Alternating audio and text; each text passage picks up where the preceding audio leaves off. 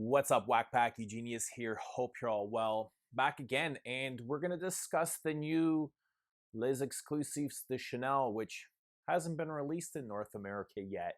Regardless, it's still an exciting time. I get pumped every time there's a new exclusive. So this one's under a different circumstance. It's strange times. So it's going to be released in just the Middle East for now until January. That's when we'll be getting it. But news is starting to trickle in, from the people that have smelt it. Reviews are starting to come out. And, I haven't smelt it, but that doesn't mean we can't talk about it. Doesn't mean we can get excited for it or even speculate all in fun. Let's just have some fun with it. But I'm really surprised for several things, especially kind of the note breakdown that they've been releasing, or the genre, the pyramid, which looks awfully familiar to something we all know, which is Coromandel, of course. And I feel like every time there is a new exclusive released, people are often disappointed that it's not another Coromandel. Oh me, oh my, this doesn't smell like, it's not as good as Coromandel, or you just sense a whole lot of disappointment. And I don't know why that is. I think the last three exclusives are exceptionally well done under Olivier's guidance. You had, I actually have them here in this order: Nizia, Boy in 1957. And, clearly you can see they are progressively getting better. He is technically and creatively getting better with every new release. And if you were to take all those and instead release another Coromandel lookalike, you would be without Nizia, you would be without Boy, you would be without 1957. I'm not sure that I myself would want that. I wouldn't trade these compositions for, another Coromandel. Coromandel's great in and of itself. I'm not sure why I feel, or anyone else feels, they'd want a flanker of it, which this new Lelio looks like, breaking down notes. Which all kind of brings me to this point. If you go to the Fragrantica review of 1957, and right in the blurb there, Olivier's quoted as saying, "For each fragrance in the Les Exclusifs de Chanel collection, we explore a path we have never taken before." Okay, think about that. We explore a path we have never taken. So we're going a different direction. So usually working on a different theme. And this is obviously not the case here. This is obviously a theme that we are all very familiar with. And why have they chosen this? Are they listening to their consumers? Coromandel's not even the biggest seller. It's probably one of the most popular, but from what I understand, Gardenia is their number one seller. That might be due to the Asian market. I think they're obsessed with gardenia for some reason, but people just constantly want a new Coromandel. But what I'm most curious about is how Lelio will compare to Coromandel. What will Olivier do differently? It's almost like Olivier up against, the teacher, the master, his father, Jacques. And we don't have a whole lot to compare.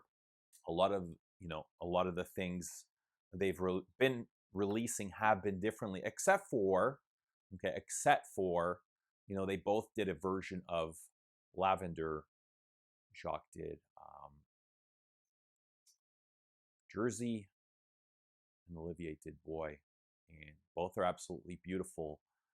I'm more attached to Boy. I find it more complex, more abstract. I haven't even actually completely figured it out yet.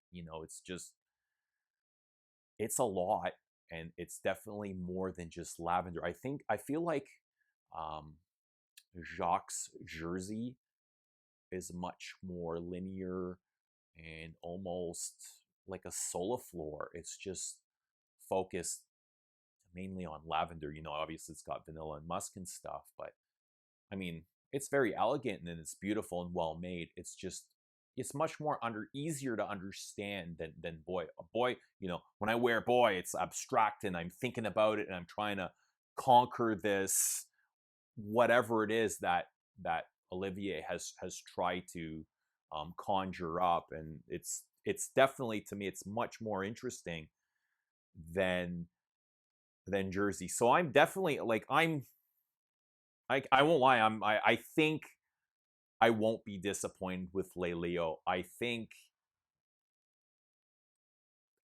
I have a feeling it's going to be a little bit more interesting than Coromandel. And I just have high hopes for it, and I really love what he is doing with Chanel, all the stuff that he's putting out. But um, I think the biggest difference will be between Le Leo and Coromandel is the supporting notes. Coromandel obviously used, you know, white chocolate, so the notes are very similar. I have the notes here somewhere. There's a lot of similar things. Let me just quickly pull this up. So this is from Fragrantica. Citrus, balsamic, woody, amber, vanilla, and powdery. All things that you're going to find in Coromandel. And then the top notes, bergamot, lemon. Okay. You know, there's citrus and labdanum, amber, vanilla, patchouli, sandalwood, and musk.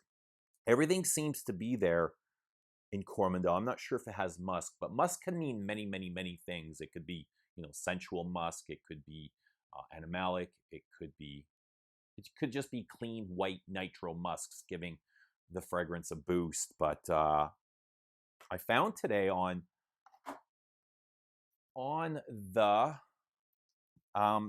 Saudi Arabia Chanel website, if you go to there, they have a blurb, okay, on Le Leo. And what I did, obviously I don't understand Arabic, but I went to the Google Translate and it gives us a little bit more information.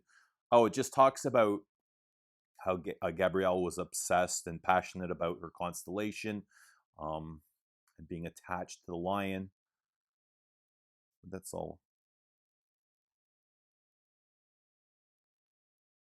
Fragrance is characterized by strength and charm, and its ambery and leathery notes. Leathery notes, okay, I think that is key here, because leather is not found in Coromandel. Coromandel's more sweet and white chocolate. I'm really hoping this will be less sweet.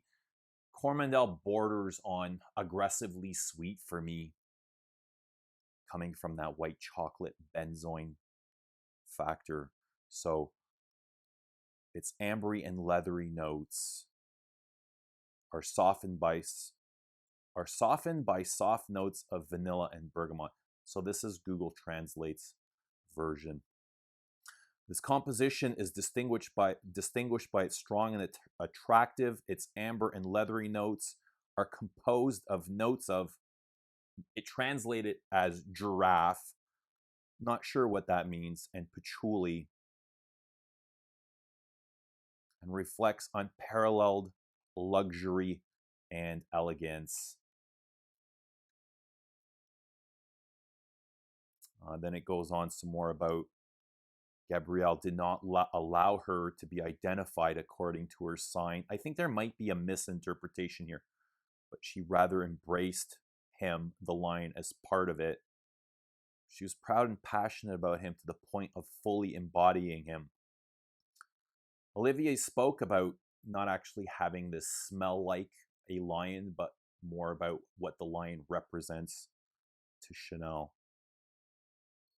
She used to collect lion statues and use them frequently in her creations. Anyway, so leather is a key here, and I saw in some of the reviews on Fragrantica, people had actually used the word oud and making this much more masculine, and it was just, I kind of went, ugh. I really hope not. I am not expecting. I never even once thought about this being oud, or because it was launched in the Middle East first, that it could be oud. And it kind of hit me that it possibly can, but I highly doubt it will be. I highly doubt it will be one of those dry, woody, ambery concoctions that we're seeing a lot more of, marketed towards the Middle East. I'd be surprised if it is, but at the same time, nothing really surprises me. Hermes said for longest time, Jean-Claude Elena, when he was with Hermes, said he'll never do an oud. It just doesn't belong in Hermes aesthetics. And the moment he was gone, the first thing Christine Nagel did was release an oud. So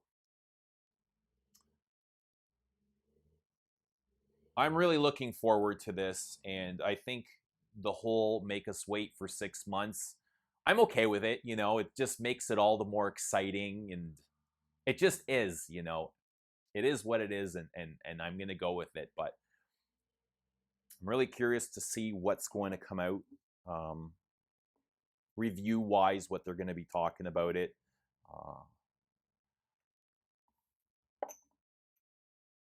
But the whole releasing another woody, ambery, oriental thing, I'm kind of surprised, but again, I'm not, because you know I've talked about this recently on a lot of Dior Privé has done it 4 times. 4 times they've released this genre. The first with Ombre Nuit. Okay, it's a dry, golden, powdery hued oriental, sweet and spicy, very, very in line with Coromandel. Okay, it's got that golden, powdery hue, much more rose, much more spicy, probably just as sweet. Okay, that was the first time. Then they did it again with Mitza, which actually, yeah, Mitza was second, which is maybe a much more butch version of Ombre Nuit. A little bit more sinister, a little bit more grown up. And then they did it again with Spice Blend, which is also in that same genre, exact same genre, same notes, and Santal Noir. So they've taken the same note pyramid and just rebalanced it, orchestrated it differently in different concentrations. So they've done it 4 times, and I don't really see a problem with Chanel wanting to do it twice. If it turns out to be a Coromandel flanker, I'd be disappointed. I just think Chanel's way too classy to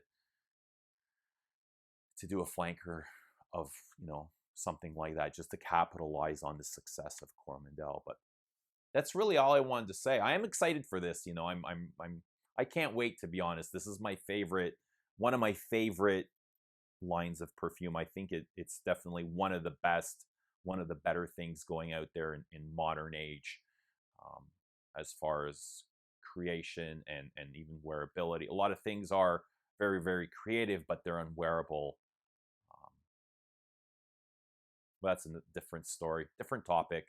Anyway, if you've smelled Le Leo de Chanel, let us know what, you know, let us know your thoughts. I'd love to hear your comments and see your comments and see what we can expect. I think I also saw in Fragrantica sparkling.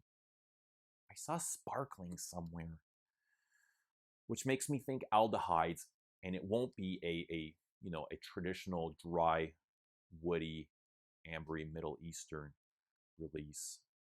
Fresh and sparkling. I remember seeing fresh and sparkling as kind of an adjective associated to Le Leo. But anyway, let us know your comments. Drop a like, and we'll see you in the next video. Thanks for watching.